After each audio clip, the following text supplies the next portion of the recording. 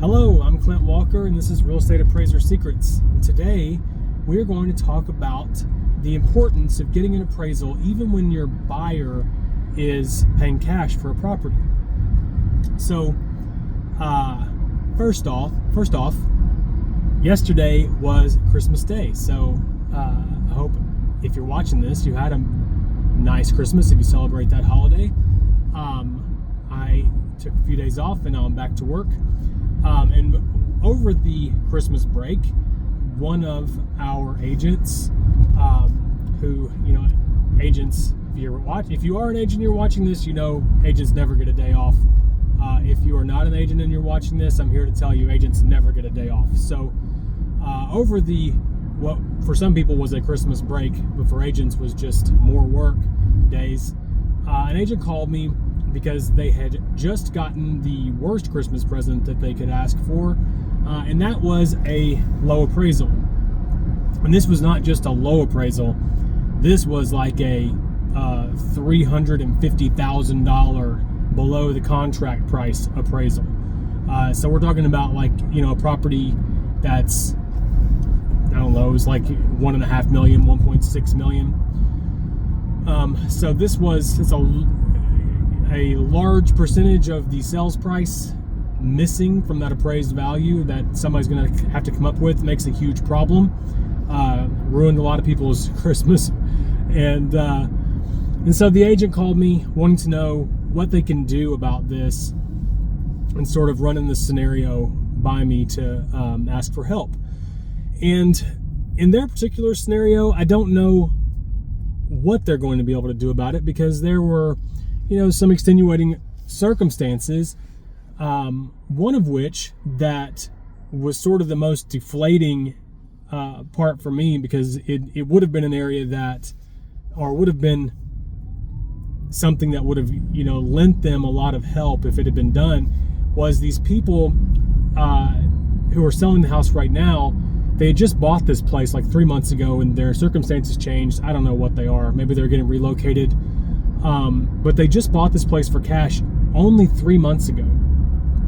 And in that first purchase, they did not get an appraisal. So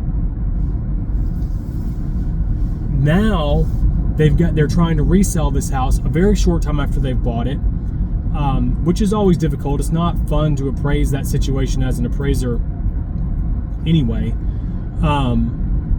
But they're reselling it very short time after they bought it, a period of time so short that if they had done an appraisal when they purchased it, that appraisal would probably still be relevant today. Because in most of our markets, things haven't changed that much in the last 3 months. It's been a really dead, stagnant 3 months. So they didn't do an appraisal then. Now they've got an appraised value that is hundreds of thousands of dollars below their contract price, and coincidentally over $100,000 below what they paid for it 3 months ago, which is crazy. And so what I wanted to be able to tell this agent was, go talk to your seller, dig up their old appraisal, which theoretically would have been for somewhere in the vicinity of what they paid for it, and send that into the underwriter as part of your reconsideration of value. Because, theoretically, there's comps in there that would still be good. But they don't have that. So the moral of this video, I'm making this whole video to encourage you, even when you're doing a cash deal, even when your buyers think they don't necessarily need an appraisal because they're paying cash for the property, and what's the point? Let's save the money. These situations come up. That appraisal, while it is just for that day and time that the first appraiser is doing it, it's got some qualifications to it. It's for those people, for that contract, for that purchase. So it's not like it lives forever as a relevant document. It can still have some relevance in certain circumstances, on down the road. And when you're talking about a purchase that's as large as a house, even if it's not a $1.5 million property, when you're trying to save a couple $100, well, when you're trying to save a few $100, even if it's $1,000 that you're trying to save, in the realm of your purchase, that's $1.5 million, and now staring down the face of a new appraisal that is over $300,000 below the purchase price, and having to negotiate that gap. That previous appraisal, even if it was $1,000 or $1,200, starts to seem like a bargain to have that information and that ammunition on the back end. So I run into this a lot with cash buyers. It's like I tell them what the appraisal is going to cost, and they just think, I don't need that. I've got the money. Nothing's ever going to happen that I could need that.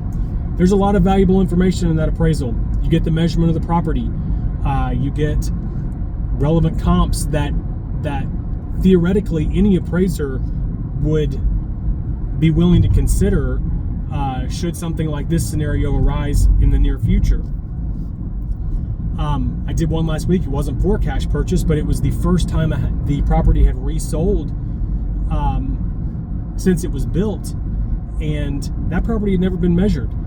The tax assessor said the property was something like 2,300 square feet, and after I went and measured it for this new buyer's purchase, I have no idea where they came up with that number.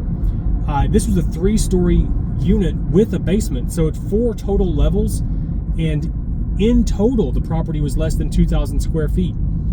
This, I'm sorry to say, I had to mess up somebody's Christmas holiday over that value.